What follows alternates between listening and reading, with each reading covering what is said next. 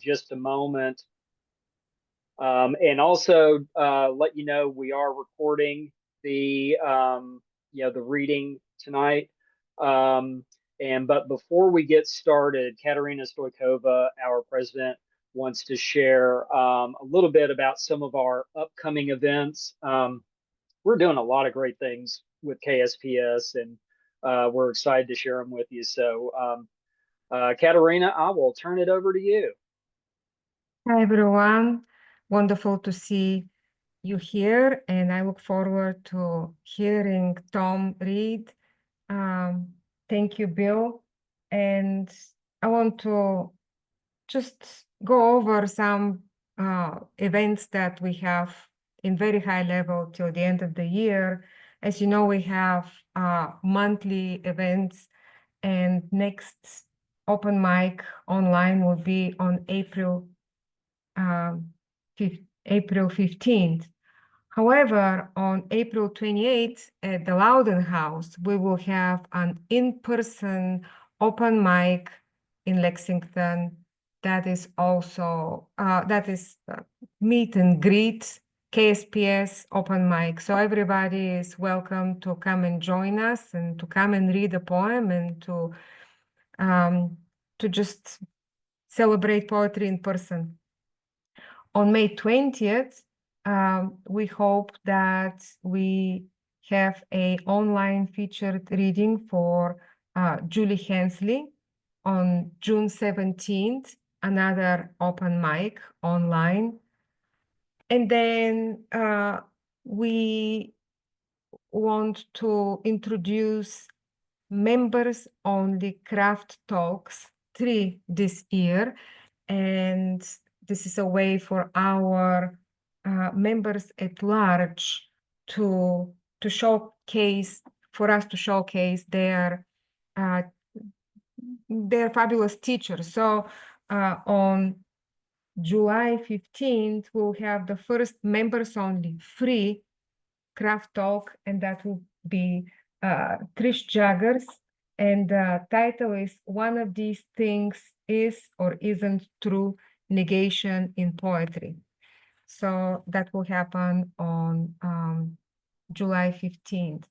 On August 19th, we would have an open mic, again, online. The following month, Clay Matthews will give his craft talk, which is the title with String Theory, an exploration of poetry that employs multiple threads.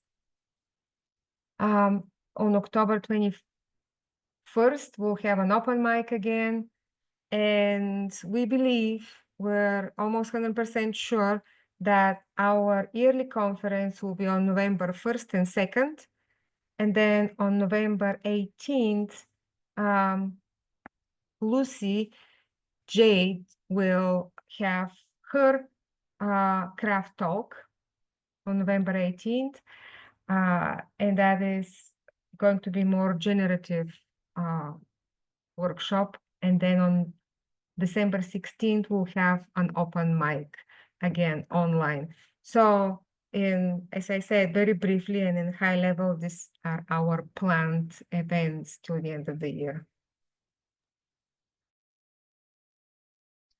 And Katerina, one thing I'll add is that there will be information coming out real soon about our contest, the Grand Prix contest, and the Chafing Cash contest. And I think there's also already information available out there about our student contest for for I think first grade through 12th. So if you know kids that are writing neat poetry, I think if you go out to our website, you'll find the information about the student contest and encourage them to submit. All right. Well, thank you, Katerina. So we have with us today Tom Hunley. Tom lives in Bowling Green, teaches at Western Kentucky University, is the author of 8 full-length poetry collections, 8 chapbooks, 2 textbooks, and to produce films. So he goes beyond the poetry realm with his creative endeavors. He and his wife have 4 kids. He says they're amazing, and I will take his word for that. So he sometimes fronts a rock band. I think has done that recently, from what I've seen out on social media. And he is a firm believer in his own taste in literature, film, music, and the one woman who has his whole heart, his wife. Um, and he doesn't think much of generative AI, groupthink, the language of propaganda, big government, bloated bureaucracies, especially in universities.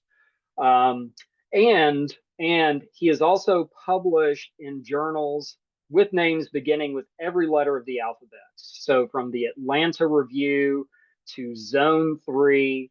I'm curious about the X and the Q journals. Have to find those out there. And then find Tom's poetry. So Tom's going to read for us. He'll read a 2 or 3 poems, and then we'll stop and ask Tom a few questions and let him read a few more. So I'm going to turn it now over to Tom. All right. Thanks for the introduction. Thanks for to those of you that helped set up the reading. I'm really pleased to be doing a feature here at for KSPS. I'm a former board member and helped host the conference a few years ago, and I've been to several of the conferences, and it's a great organization. I'm going to start with 2 poems about my daughter. My wife and I adopted our daughter when she was 16, and she's all grown up now and doing well. But here are a couple poems about when we first got her. This one's called "Remember Those Girls, Lord."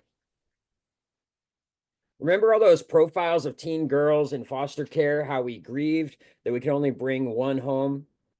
Remember those girls, Lord, how the social workers advised.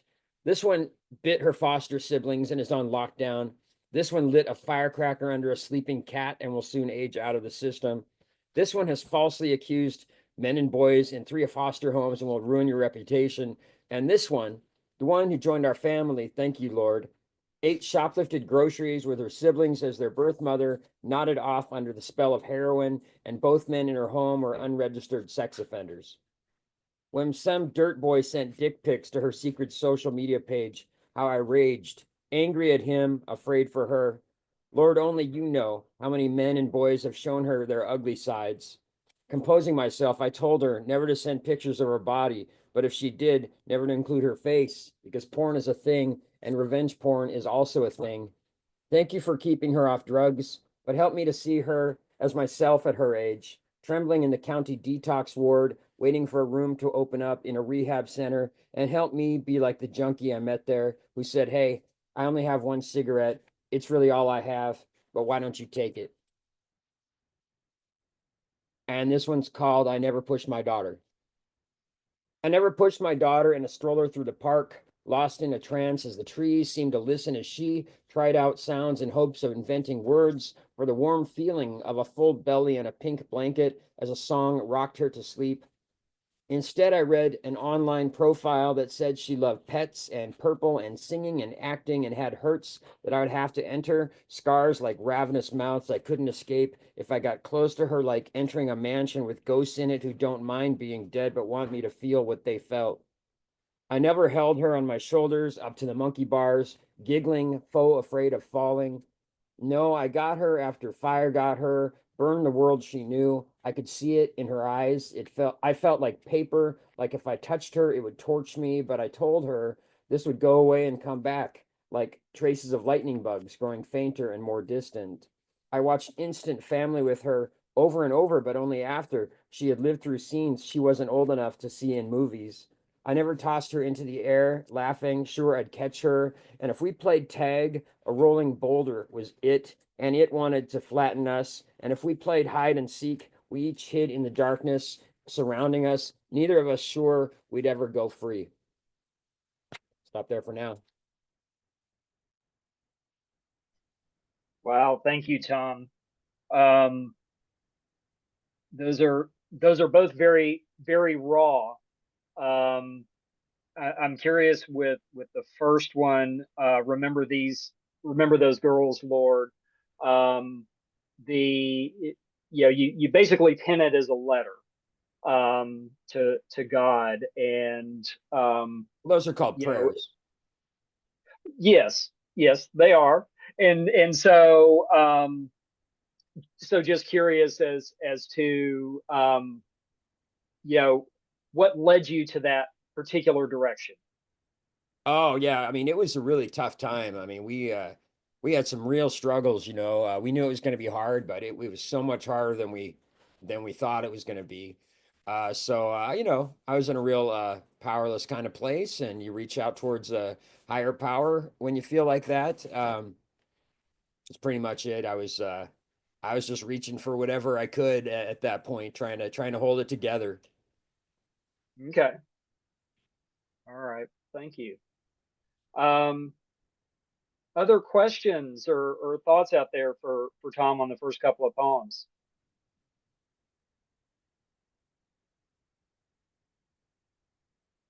Mary I Ellen. see Mary. I just have a question. Tom, what did you say the form of that? What was the word you used when it was said a letter poem? What did you call it? Well, I mean, he said it was a letter to God. I said those are called prayers. I mean, it's a prayer. Oh, okay. Well, good. That also explains your answer. When are Yes. your Thank you. Thank you.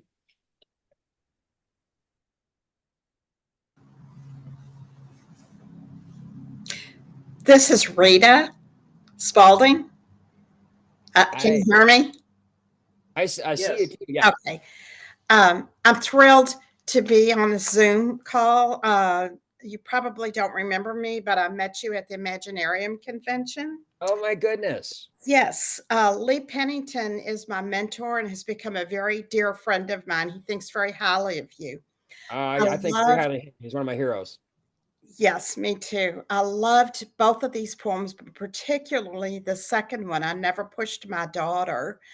Um, I do not have an adopted daughter, as you spoke of. I have three biological children, but there was a fourth that I wanted, and I have had thoughts similar to this. So I really appreciate that because you went to a place that touched my heart with your words. Oh, Thank thank you. you.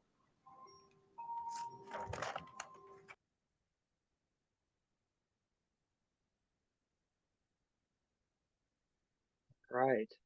So Tom, would you like to read a couple more? Yes, sir. Um, so let me see here. Well, a lot of my other poems are about raising an autistic son, and I'm going to read one of those. See here? He's not around. I was going to see if you want to say hi. My son is also doing great. He's 21 now. He's worked for Gordon Food Services for 683 days now as a shelf stalker. He tells me every day how many days it's been. Uh, a world inside this world. I love watching Bigfoot in the famous Patterson film, glance cast over her shoulder as if at a sudden takeoff of birds, arms swinging in time to some mysterious rainforest music, no need to break stride before returning to her own thoughts and the ground before her. So what if all the evidence proves she is just a man in a suit? All the evidence shows that I too am just a man in a suit, too hurried to walk like that, or even like the young, unsteady, unsure where they're going, but with years to get there. My size 10 Rockports already look small next to the size 11 Converses my 14-year-old autistic son got for Christmas. His enthusiasm for fashion is legendary, as is his passion for the smallest, most surprising things. Every day he tells me how many button-down shirts he owns, 23 at last count. Every day he says, guess what? I've been in high school for 91 days, 92 days, 93 days, 94 days. Wow. Dickinson wrote, the heart has many doors. And on the rare occasion when my son lets me in his room to show me, once again, a YouTube video of the 10 fastest race cars, or to tell me snakes move 12 miles per hour, I feel I've entered a secret, mythical place where my son rules everything in shouting distance. And it's okay to shout in his world, okay to repeat a name 100 times because the syllables taste so sweet, okay to bay and rage without pretension or say just what's on your mind, even if it's been there for months and you've been saying it over and over. And typical ways of seeing the world seem like cubic zirconia dreams I've been sold that keep me from smelling what Wallace Stevens called the odor of stars, from finding a world inside this world. Then my son says, that's enough. He needs to walk alone. My presence threatens to despoil his forest. I walk out, once again exiled from my own heart, GPS signal lost, contacts gone, habitual ways of seeing the world knocked to the floor like books from a coffee table. I never would have believed before this that such a creature could ever exist. And let's see here. Well, here's a love poem. Relena and I have been married for 28 and a half years. And she's right here, so I better read something nice about her. Love me. You want to come over here? She does not want to come over here. Love me gentle, firm, the way firemen love a treed cat. Love me when I'm world weary, when I feel like anyone who loves me must be wrong, when I tell you that you're mistaken, that I'm a mistake. Love me when I feel like I'm simultaneously a door with no handle and the frightened thing that can't find its way out. Love me with your hands like I'm all the money you can grab, with your mouth like it's happy hour, drinks half off, with your whole body, which feels like a river when I feel like a fish, several hooks in me like prized scars. Love me by kissing my scars.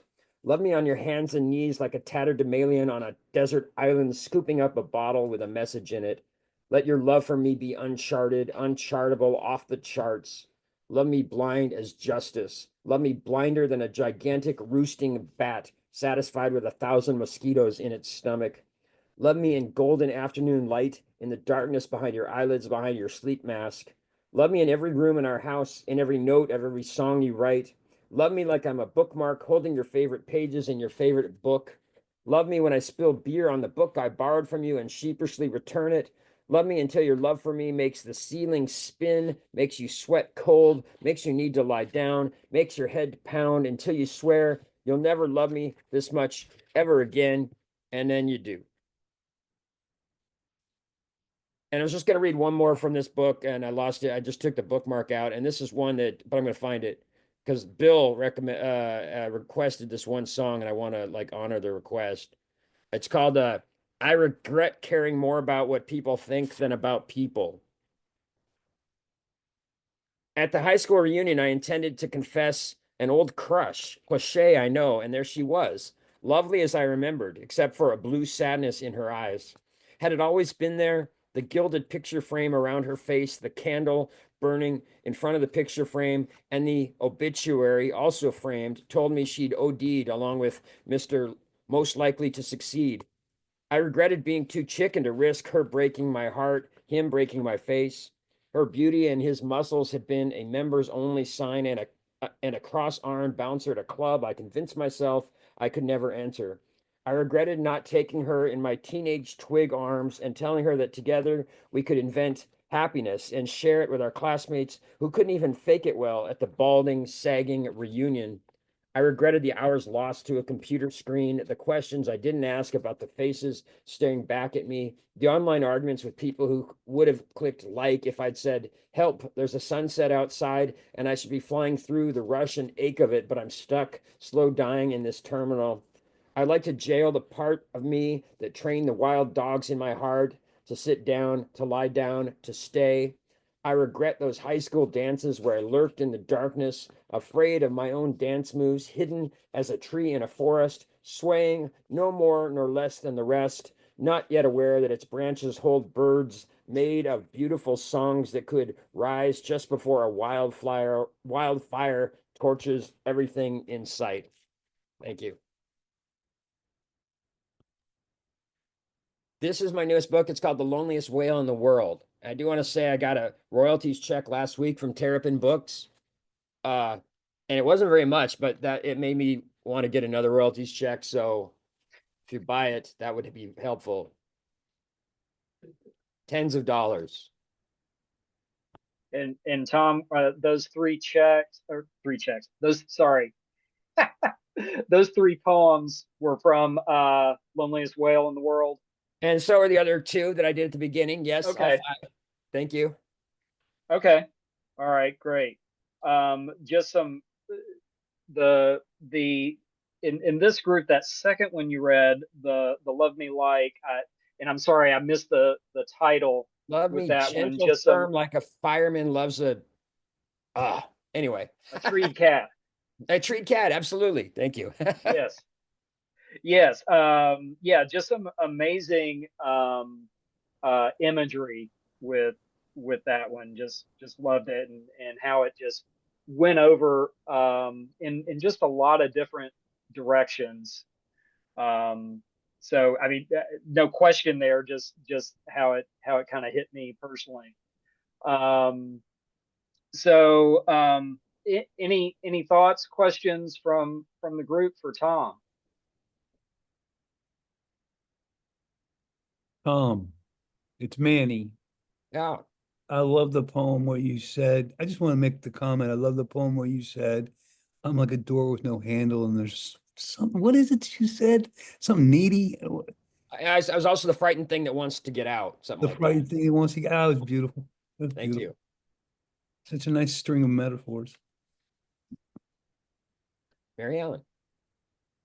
I just put a note that in the last poem, that list poem, the list that the examples you gave may not have applied to each and every listener, but that poem has a universality to it that I really, really enjoyed. Well, thanks, Mary Ellen.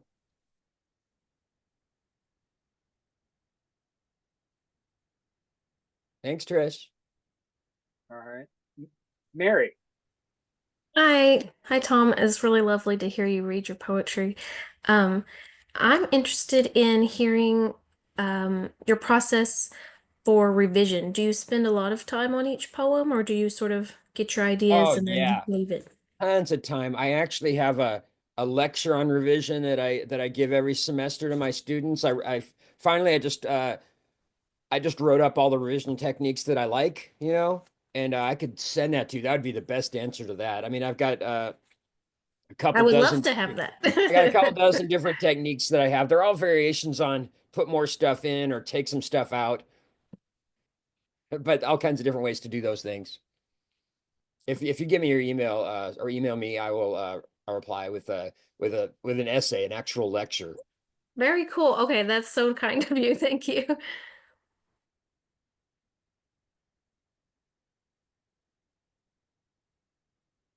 All right. Any other comments or questions right now? Oh, Tom's email address. I will type it, but it's tom.hunley@wku.edu. Like that. All right. Thank you. All right, Tom, I know you've got more to share. Yeah. So I just I mean, I've been working on, the Loneliest Whale in the World came out a little over a year ago. It was March 2023. And since then, I got like 5 poems published in or accepted by literary magazines. So I don't really have a manuscript. I got dozens of poems. I got the 5 that have been accepted someplace. I thought I'd read those 5, maybe a couple, and then the other 3 out later. So I don't know where I'm heading in terms of a new manuscript yet. I'm looking forward to doing a poem a day challenge with my students in April, and then the one with what's the group called in Lexington in Pomo. Lex Pomo in June, and hopefully after that I'll have the makings of a new manuscript, something in the works, But anyway, here's 2 of these. This one's going to be in Passages North. It's called Lying in a Hammock with James Wright, and it did start in Lex Pomo last year. Obviously, I have wasted my life chasing inspiration rather than dollars, and as any rugged man could guess, I hold my copy of Above the River in soft, effeminate hands. Our Father who art in heaven, let me hear his angels sing into the distances of a long ago afternoon. And since then, I haven't cared about anything but recreating that tune or starving in moth-eaten garb, trying to a ridiculous, hammerless Noah building an ark out of words in a world that doesn't believe in words or the coming apocalypse. Listen to the cowbells, I say, and everyone thinks it's a Christopher Walken reference. They say poetry is horseshit, and I say yes, but lit up by lightning so it blazes like gold. And this one is Hotel Bar in the Rain. It's going to be in Tar River Poetry. I don't know. I actually wrote it in a hotel in Frankfurt. Somewhere rain splashes in the eyes of dead soldiers, but no one sees, so it falls on me to imagine it is the kind of thing I say that makes bartenders cut me off. Rather than rain, I hear the squeak of my departing father's sneakers speaking their soul word, which I can't translate except to say, it's like the sheen on the face of a starlet in an old movie that you watch, horrified by the black and white fact that by now she's forgotten all her lines, including her kids' names. Apollinaire said the future trembled like a tiny, faraway light. But how could he have foreseen this broken barfly about to get bounced and this broke waitress, nearly in tears, apologizing for the lousy, overpriced nachos? What can I do but overtip her and lift my last bourbon to his lips to take the shaking out of his hands? I'll stop there for now. I got 3 more I can do later.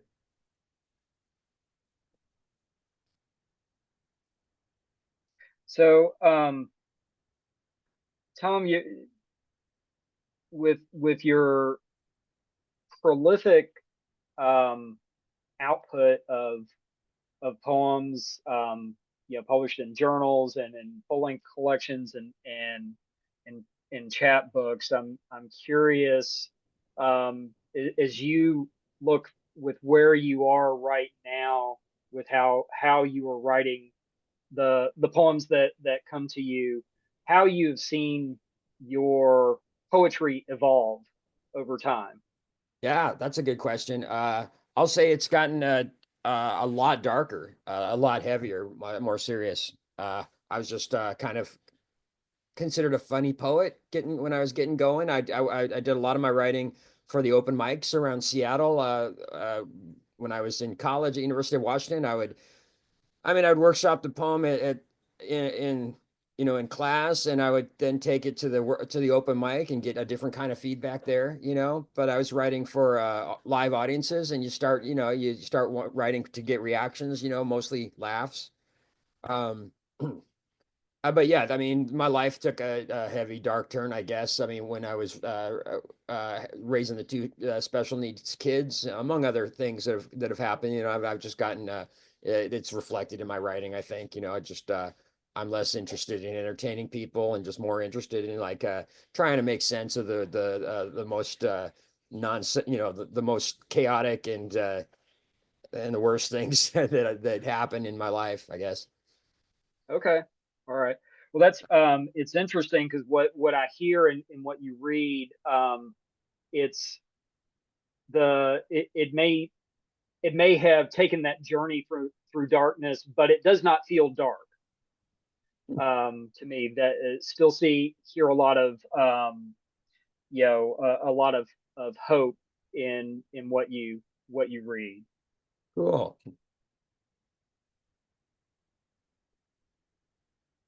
Any other thoughts or questions for Tom? Yeah, if I could jump in, my name's Carrick. I haven't been to one of these before. Nice to meet everyone. I love what you just said about Tom. You're writing, dealing with weightier topics, but not coming across necessarily as dark or weighty themselves. The one that jumped out to me. Maybe it's just because I just turned 25 and I've been kind of dealing with some of those questions of like, man, I wish I'd done this when I was younger, and I wish I'd danced more when I was in high school and it stood on the wall. Was how I think that's a really easy it's a slippery slope, right? Like it's an easy thing to fall into and maybe denigrate your past self and say, oh, I wish that I'd been different. I wish I was somewhere different now if I'd been different then. But maybe it's just the way that you read it or maybe it was your intent when you were writing it, but it didn't come off that way, right? It kind of seemed more like like a homage to, and like, you could appreciate the person, that kid that maybe wasn't rocking it up on the dance floor, but still wish to jail him up, right? And be like, man, and if I knew what I knew now, though, I still would have done it differently. And I think that's a fine line to walk. I think that's a difficult line to walk, certainly in writing. But that one really resonated for me. It was really cool to hear you read it. And of course, love Thank the other you. pieces too, for sure. Wow. Yeah, cool. I mean, you got a lot of years ahead of you, you know.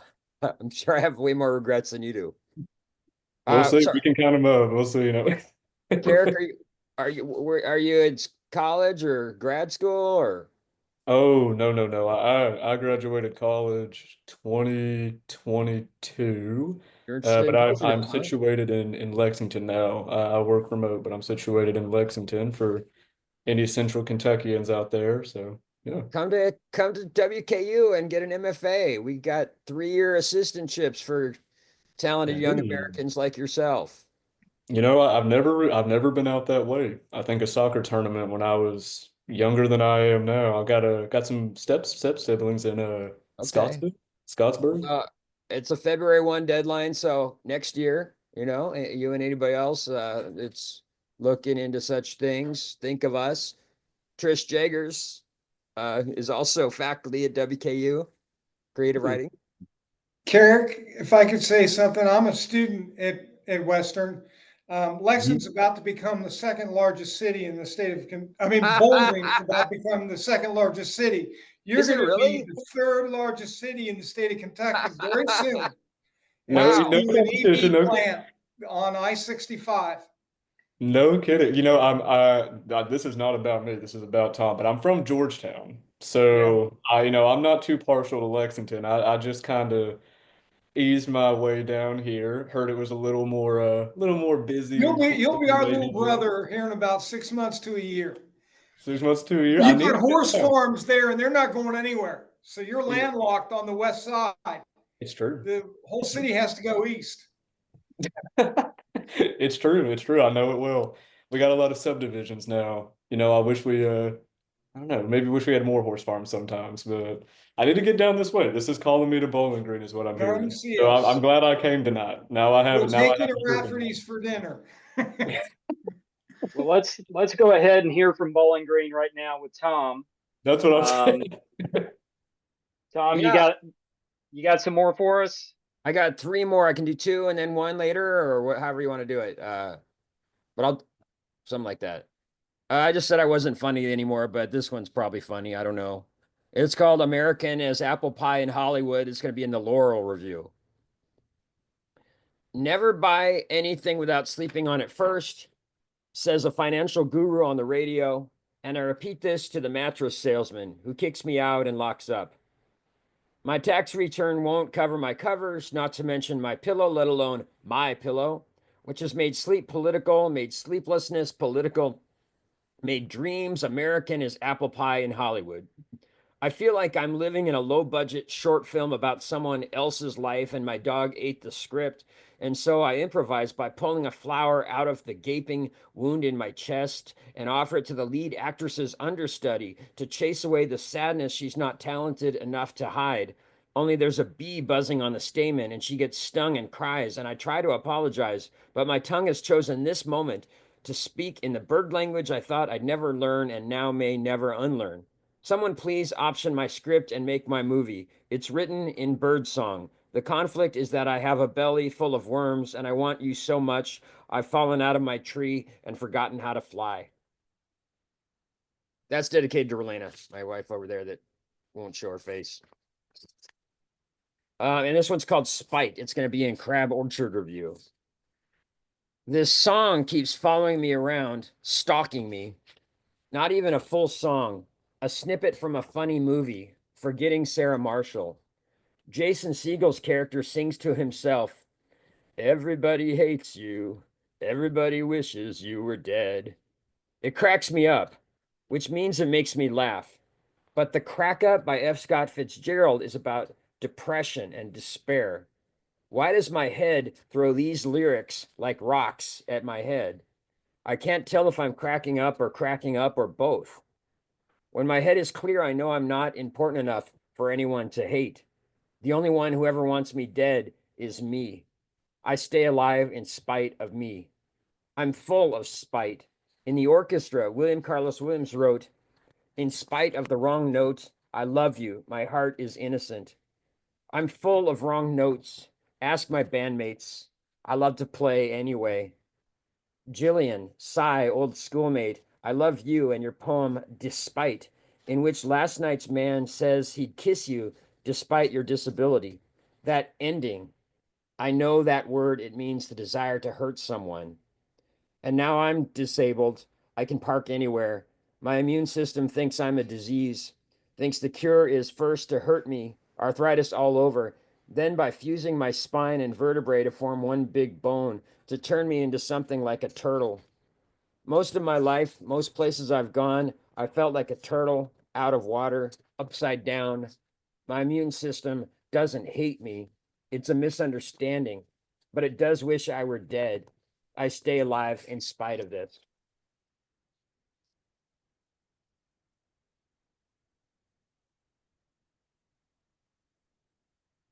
So, so Tom, one thing I noticed with that one, you quoted William Carlos Williams, and from Forgetting Sarah Marshall, the previous one, Love Me Like a Fireman Loves a Treed Cat. You quoted Wallace Stevens, and I think there's one also. No, the Wallace Stevens quote was in the one about my son, the world inside this world. The odor Okay, of all right, stars. sorry. No, keep track. And then you also and Trish knows you quoted James Tate too. So I'm curious, do you collect these quotes, like just kind of hang on to them and then I mean, see where yeah, they connect?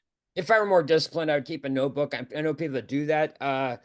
My teacher, David Kirby, recommended keeping a bits file. He calls it a bits file. Everything you hear or see that's interesting, you just put it in the file. And then you write a poem after you got several pages of bits. You just, whatever you're thinking about at the time, these things probably caught your attention. There's something linking them because they're grabbing your attention. So you put a bunch of these bits together in a poem, and then you'll figure out what it is that's connecting them. What's going on in your unconscious. I've done that before, but not as consistently as one might. I like, but I do. Some things stick to me. I'm good at memorizing, not everything, but the things that really arrest my attention. So generally, those are just kind of there in my head. When I'm writing, I mean, I just I make the connections and try to make them clear. Okay. I would recommend doing the bits file thing that David Kirby does. He would, he'd hear a quote on the radio, he'd jot it down. He'd see a bumper sticker, he'd jot it down. Somebody would say something in conversation, he'd put it down.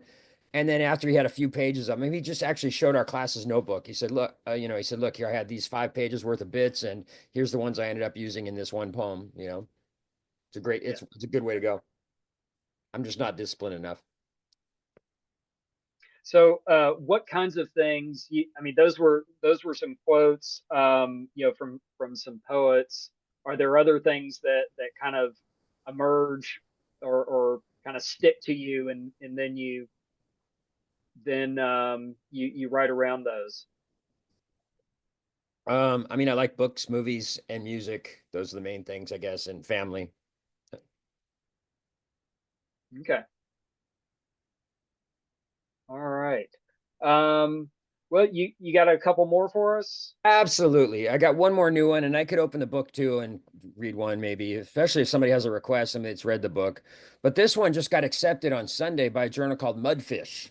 So I want to read that to celebrate that. It's called The Dad Joke. The first dad joke I remember is my dad saying, "I used to know somebody whose nose was always running. You may think this is funny, but it's not." It was also the first dad joke I told, 9 years old on the playground, to a kid who had already heard it from his dad. I heard my dad tell it again when I was 49. That's part of what makes it a dad joke. When I was 10, my dad drove away, or my mom drove him away. On Father's Day, one of her single mom friends bought herself a t-shirt that read, "World's Best Dad." I felt for her, but she wore it over and over, and I found it sad and trapped rather than funny, which made it a legit dad joke. The dad joke was on my dad's girlfriend when she called my house looking for him, and I didn't have the heart to tell her that he was in Vegas marrying his other girlfriend. Somebody else's dad taught me the word palindrome with the example, did I poop? I did. I thought my dad would love that one. Dad, did I poop? I did. Dad is also a palindrome, but my dad wasn't around and I never shared it with him. The dad joke was on me when I learned that I didn't have any credit because I'm a junior and Asperion docked me by mistake when my dad didn't pay child support. The first adult advice my dad gave me came in the form of a dad joke. My first serious girlfriend had left me, and he said, they're like buses. When you miss one, you get on another. The dad joke was on the collection agency who called me looking for my dad. He lived in Brazil, Indiana at the time, so I said, my dad's in Brazil. Dad jokes are made of words, but sometimes words fail and sometimes our dads fail us. After 20 years out of my life, my dad visited me and my wife in Florida. Overcome, I played leader of the band on the jukebox, a song about a son who admired his father and didn't say a word. Without saying a word, my dad got up and put Cats in the Cradle on the jukebox, a song about a father's regrets. No joke, that's how we made up, without a word. I am a living legacy. When you coming home, Dad? A dad joke depends on delivery, but in the delivery room, I wasn't prepared for how goopy and pointy-headed my firstborn was, and I'm ashamed that I was ashamed that my first thought was, he's ugly, but I'll love him anyway.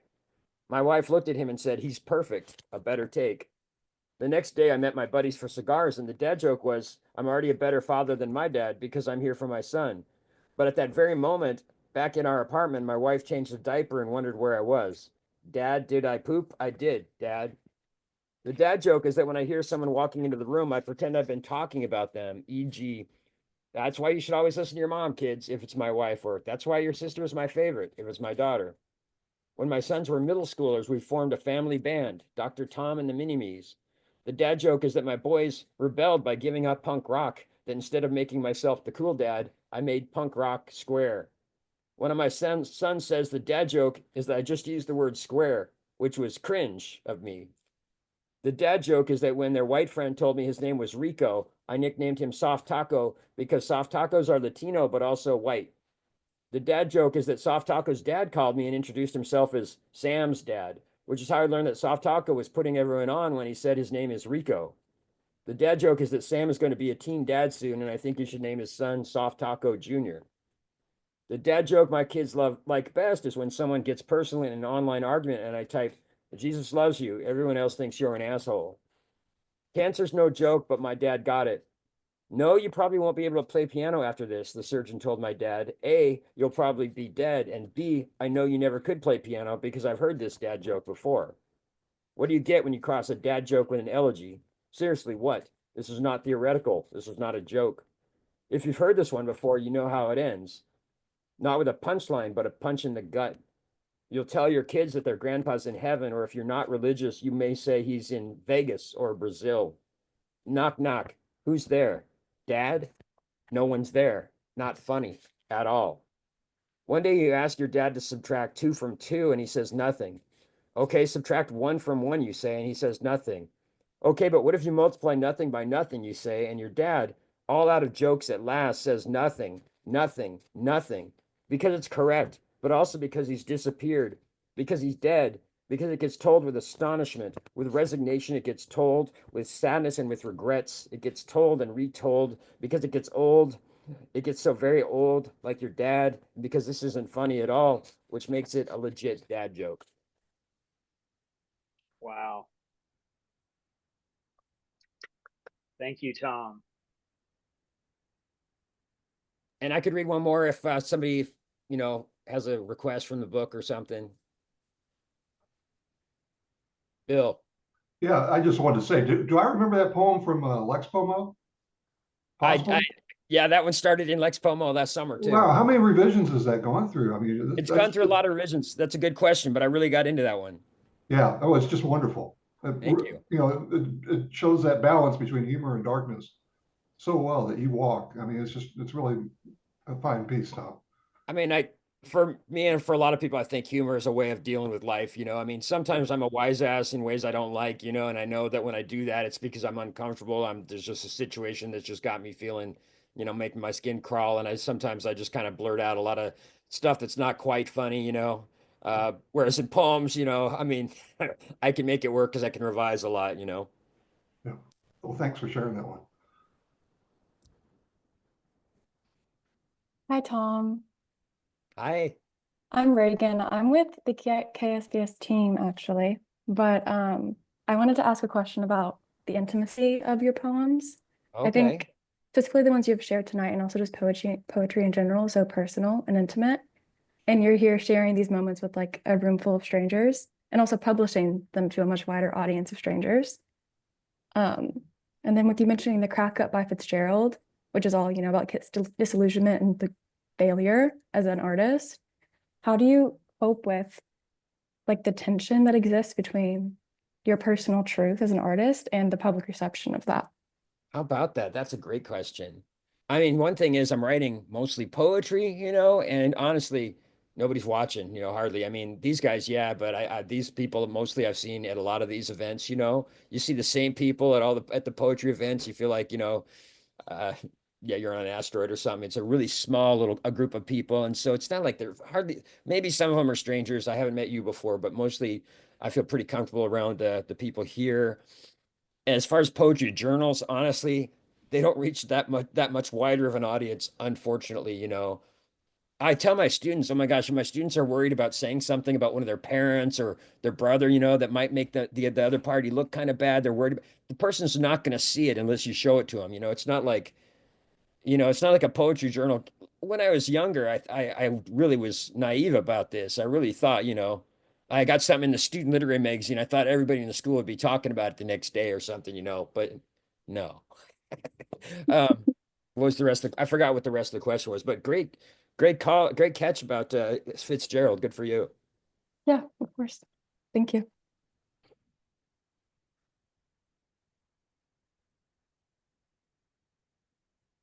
Any other thoughts or questions for Tom?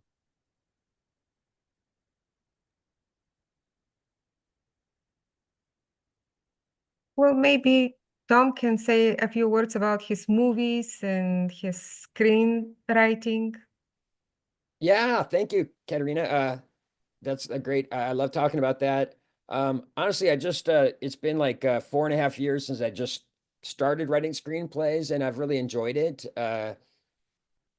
I was just trying to pick a textbook that would for a multi-genre graduate class. I had some screenwriters in the class, and I was reading a bunch of screenwriting books to try to find a textbook that they would appreciate. And then one of the textbooks made me want to try writing screenplay of my own, and I really enjoyed it, and I've just kept doing it. It's the longer projects, that where you can really sink your teeth into them. I like that. It's like today, I wrote all day today, and I wrote 14 pages on a script. Whereas poetry is it's more in bursts, it's more of a sprint, more intense. But I mean, just to like kind of like not relax with language, but kind of sprawl out with it, and just sort of linger with it. It's a whole different feeling. And I do want to try again to write a novel. The current screenplay I'm writing is it started out as a mashup of A Clockwork Orange and The Breakfast Club. I don't know if you know those two comps. They both involve punishment in different ways. But anyway, it's all set in a high school, so it started occurring to me, it's very hard to get feature films made. So while I'm trying to market that, reach out to agents and everything, and enter contests, I think on my sabbatical, given all this gift of time I've got coming up, I thought I'd try to write a novel version of it and try to market as a young adult novel, which is kind of a hot genre. When you're writing screenplays, you got most of your senses tied behind your back, right? Everything is visual and sound. And also you do things to lower the budget, by having less locations and things like that. Whereas with a novel, right, I can go to some other locations beside the high school. I can bring in the other senses. I can write backstories for characters, get inside their heads. That's the other thing that's tied behind your back in screenwriting, except with voiceovers, you can't get inside the consciousness of characters. So I think I can take once the script is perfected or whatever. I mean, I think I can take it and treat it as like the early rough draft or a really detailed outline for a novel, and I'm going to try that. I mean, you know, it's a genre that doesn't come naturally to me, and that I haven't, you know, succeeded at. But I think I'm feeling optimistic that in the fall I can maybe write a novel based on a screenplay. The short film I just finished making was called Optimistic, and it was based on 2 of the poems about my son's autism, about a couple of times when he had meltdowns in public and people misunderstood and thought I was bad. My wife and I were bad parents, and my son was just having a behavior issue. And so the poems, you know, a lot of people read those poems and I got some great feedback on them. But then, you know, some people are never going to read poems, you know, and I think some of the people that needed to get a better perspective on that, maybe are the type of people that might watch a film, you know, instead of reading poems. So that's just finished. It's been accepted for 1 film festival so far, but just getting started. It was just, you know, yeah. The other one is about a suicidal English professor, and it was an adaptation of a friend's novel. Your friend too, Katerina, Clint Margrave. And I wrote several others, you know, while learning, but anyway, yeah, it's different and fun. And in the fall and on sabbatical, I hope to have 3 projects going all at once, you know, poetry manuscript and a screenplay and a young adult novel. Thank you. Oh, it says, which textbook is that, Tom? Oh, yeah, that was Save the Cat. It's the most famous screenwriting textbook. It's so famous that there's a rebuttal that's been published recently called Kill the Dog, which I also read. Yeah, it was all right.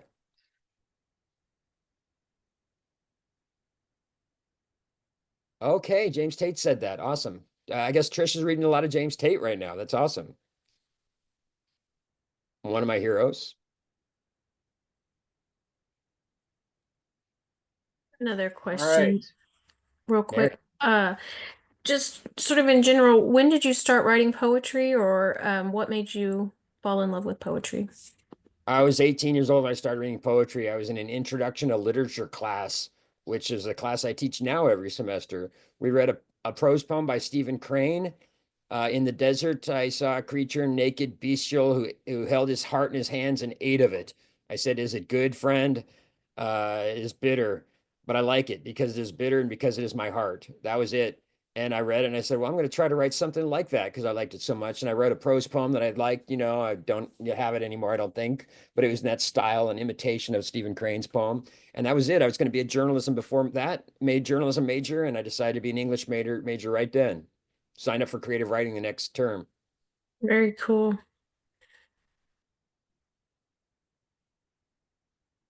Oh, also, Rattle asked me that same question. You know, when you publish in Rattle, you have to write a biography that talks about something like that, how you fell in love with poetry. And what I told them was, it was the movie Peggy Sue Got Married. There was a poet character in there. He quotes Yeats to a girl and gets the girl, and I don't know. I wanted to be like that guy. He was basically I didn't know it at the time, but he was a spoof of beat poets, you know. Yeah, that's fabulous.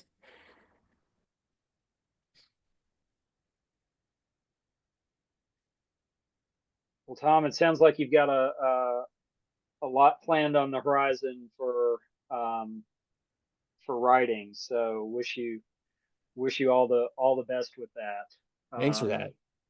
And want to thank you for being here with us. We'll do a round of applause for Tom and his wonderful poems that he shared. Most of those from the latest book, Loneliest Whale in the World. So yeah, that's appreciate you sharing that, and thank you for taking the time to be here tonight. And thank everybody. It's been my great for being here. Thanks so much for hanging out and listening. Yes, thank you, and want to thank everybody for joining us tonight. We really appreciate those of us that right now are have the helm with KSPS. Appreciate the support that members give, and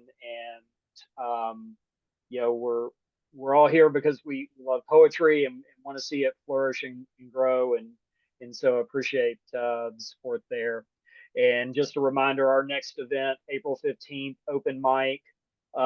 So we'll be sending out, some point a couple weeks before the sign up for the open mic, and then our event in Lexington at the Loudon House, another open mic in person. I love these Zoom readings because we can bring people instantly from all over Kentucky and beyond. But really do appreciate when you get to see people live and hear them read live as well. So hope folks can make it to that. So, all right, well, we're about ready to wrap up. Thank you again for joining us this evening, and thank you again, Tom. Thanks, everybody. Thank you. Bye. Thanks, Tom. Bye, Tom.